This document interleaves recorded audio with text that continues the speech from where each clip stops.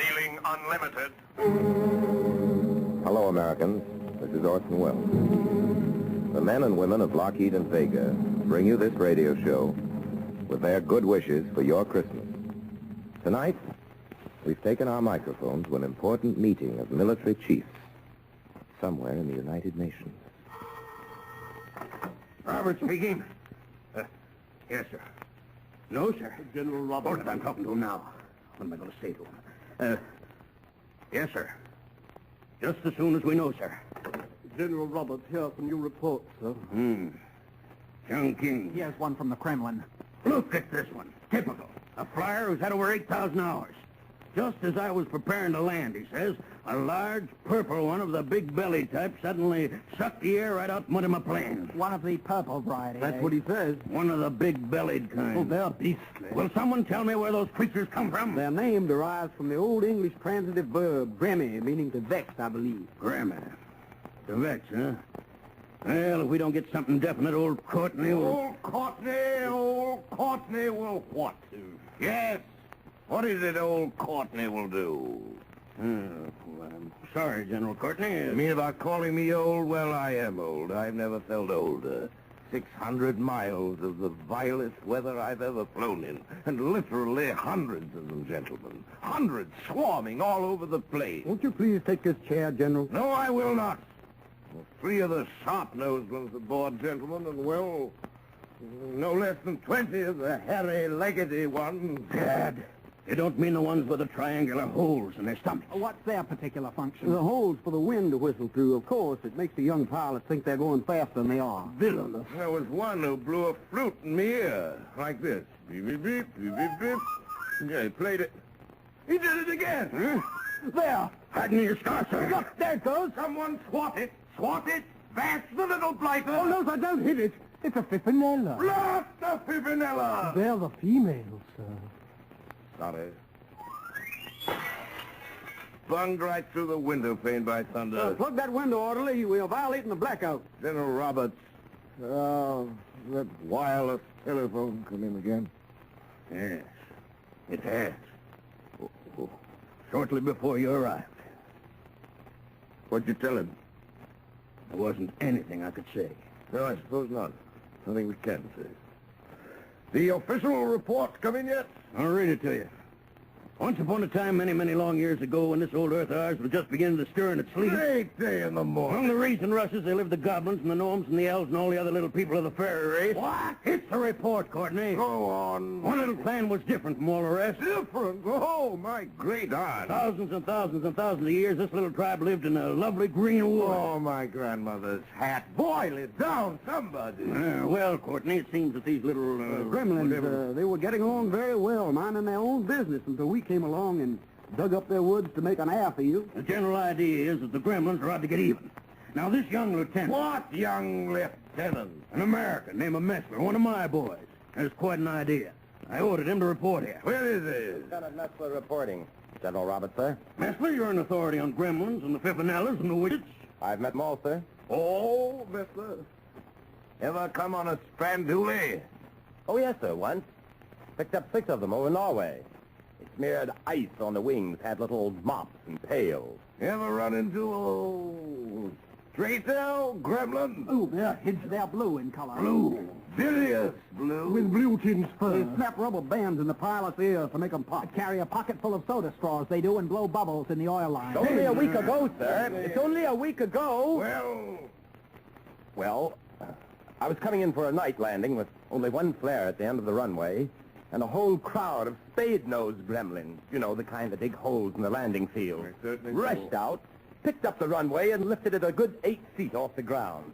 Don't doubt it. And just as my wheels were going to touch the ground, they all caught sight of a young female. Pimpinella. She was behaving just like Margie Hart. I know just what those gremlins did. You're right, sir. They dropped the runway and ran after her. There you are. Well, Lieutenant, you were brought here, I gather, because you have some sort of instructive suggestion. I'm coming to that, sir. However, I would first like to acknowledge my indebtedness to a young lady whose womanly intuition finally enabled me to win through. I'm referring to Miss Moira O'Dooligan. And as long as this is a confidential report, I can state quite frankly that I'm hoping shortly to make her my wife. Congratulations. It was while I was paying her a visit that I first received my new slant on the situation. Slant, eh? If you will permit me, sir, I will tell you about it. Hello, Ducky. Come into the house, my heart. Are you on leave? Only today. Give me a kiss, please. I've had a touch of nerves. Nerves. And you the calmest of men. Moira, they're getting me down. Is it the gremlins, you mean, dear? Hopping around the way they do in their suction boots. It's very unpleasant. Suction boots? A new wrinkle of theirs. So the wind won't knock them down. Ah, the clever one. Last night they climbed into the gas tank and sucked up half the gas. A couple went swimming in the oil lines, and one of them got stuck. He's the worst. He's taken a personal dislike to me. Ah, no, my darling. The little ones are never personal. This one is Clarence. Clarence, his name is. Clarence Gremlin. Carries a hammer as big as himself. I power dive, and he clunks me on top of the head with it, or he runs out on my wrist and bangs me across the knuckle. Poor treasure. One after another. Bangs them like he was playing a xylophone. And he whispers in my ears. When it's soupy and thick, he whispers at me. You're flying upside down, he whispers. Well, then just when I'm relaxing, he suddenly shouts, there's a jerry on your tail. I start to do a wing over and get away, and then he laughs. And that horrible, high-pitched, squeaky little awful giggle, and reaches up, he does, and yanks a hair out of my head. Aw, That's his way of keeping tally. Look at me. I'm almost bald. just like Muley, dear. Her tail, I mean. I beg your pardon? Muley is our cow at home in Ireland. Very interesting. And do you think there's some resemblance? It was Muley had the same identical trouble, my heart. They pulled all the hair out of her tail. They? The people of the she. Your little one, my dear. Your sheog. Is he fat or thin? Homely. Thin, too. All the gremlins are thin. Legs like twigs. Ah, the poor, wretched, hungry little creatures. It's starving they are. Starving with all that good ethyl and oil and glycol they've been lapping up. Ah, my heart, what they want is a bowl of cream. Cream. Faith, every child knows it. Pixies have ever been wild and mischievous.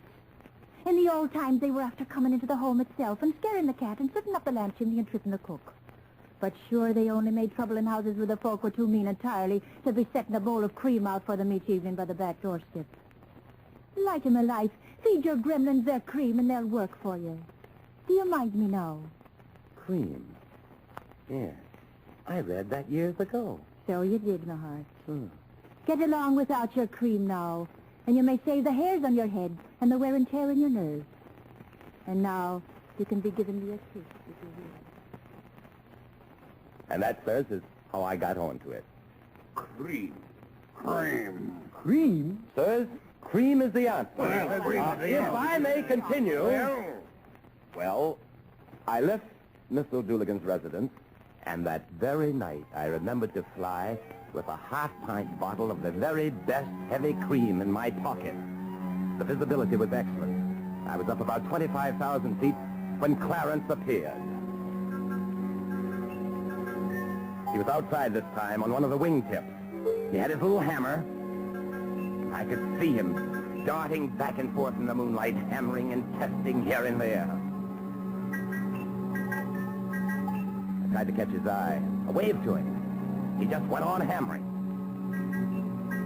And to make matters worse, who should show up behind me but three Messerschmitts and a Focke-Wulf 190. The Focke-Wulf let go. The hammering continued. It was Clarence, inside now, tapping away busily at the dial. I made a grab for him. He got away behind the transmitter.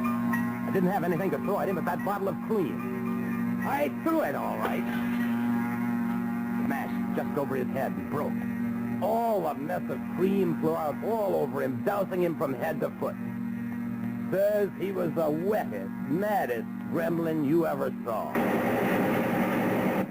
The Jerrys were still after me, and I was so busy for the next 10 minutes I didn't have time to think of Clarence at all.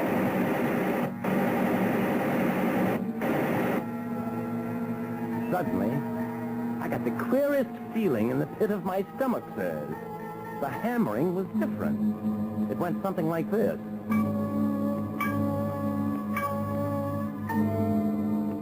I standing now close by me in the light of the moon.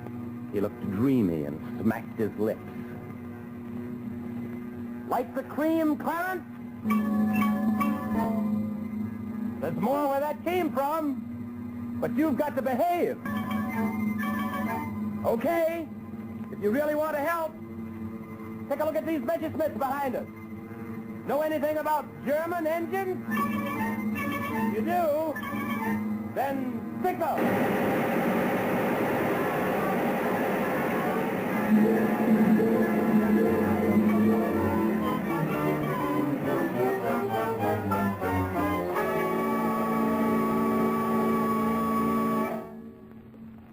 And that, sirs, is my report. Interesting. Frankly, it's the explanation of how I managed to account for 3 enemy aircraft. Cream. Cream. Yes, sir?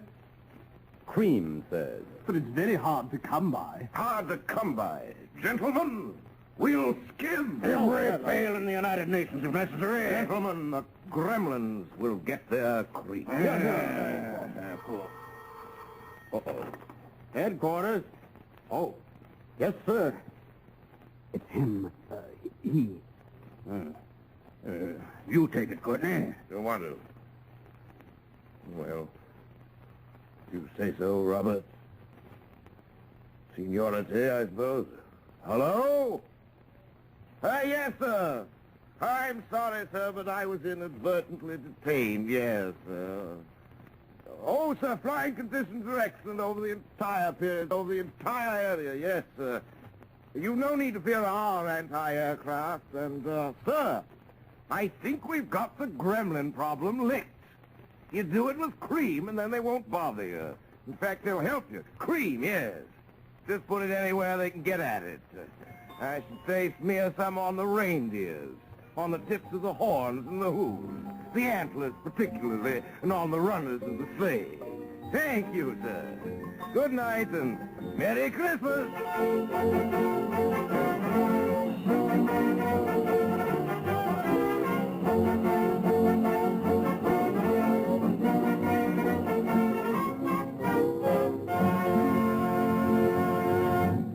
Ladies and gentlemen, only once every couple of centuries, a new legend appears on the face of the earth. That there are gremlins in this war is a tribute to the imperishable lightheartedness of the heroes whom they are harrying. It's our happy Christmas thought for this year. That as long as pilots of the Allied nations are capable of gremlins, nothing, gremlins included, can ever get them down.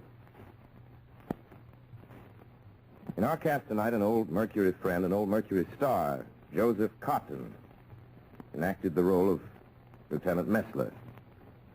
Agnes Moorehead's part in the festivities consisted of some Irish brogue. Lou Merrill was General Roberts, and General Courtney was your obedient servant.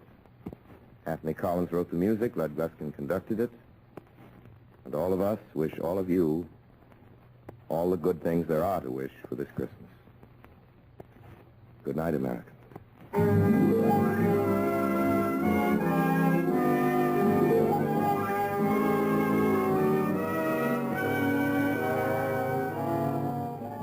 This program has come to you from the Lockheed and Vega Aircraft Corporations of Burbank, California.